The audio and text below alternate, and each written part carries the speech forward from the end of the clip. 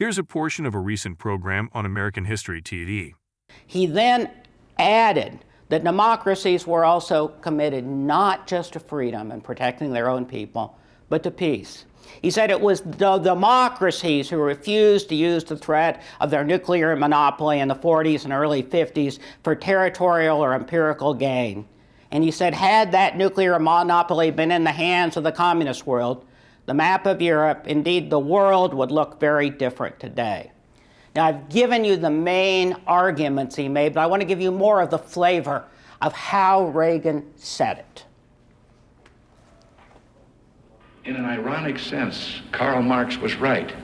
We are witnessing today a great revolutionary crisis, a crisis where the demands of the economic order are conflicting directly with those of the political order.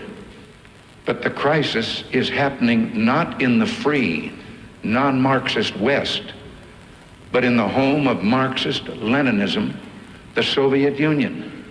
It is the Soviet Union that runs against the tide of history by denying human freedom and human dignity to its citizens. It also is in deep economic difficulty.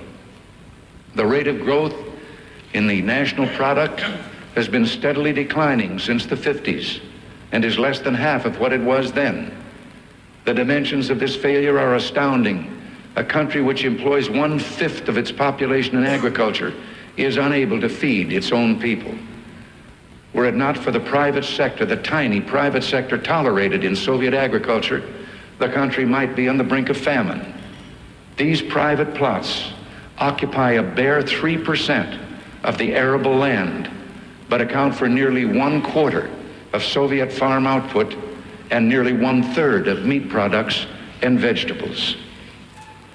Over-centralized, with little or no incentives, year after year, the Soviet system pours its best resource into the making of instruments of destruction.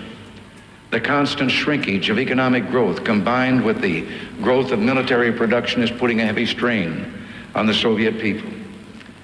What we see here is a political structure that no longer corresponds to its economic base, a society where productive forces are hampered by political ones.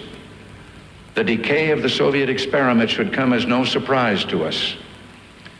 Wherever the comparisons have been made between free and closed societies, West Germany and East Germany, Austria and Czechoslovakia, Malaysia and Vietnam, it is the democratic countries that are prosperous and responsive to the needs of their people. And one of the simple but overwhelming facts of our time is this: of all the millions of refugees we've seen in the modern world, their flight is always away from, not toward, the communist world. That was a portion of a recent American History TV program. You can watch the full program and all of our history programs anytime online at cspan.org/history.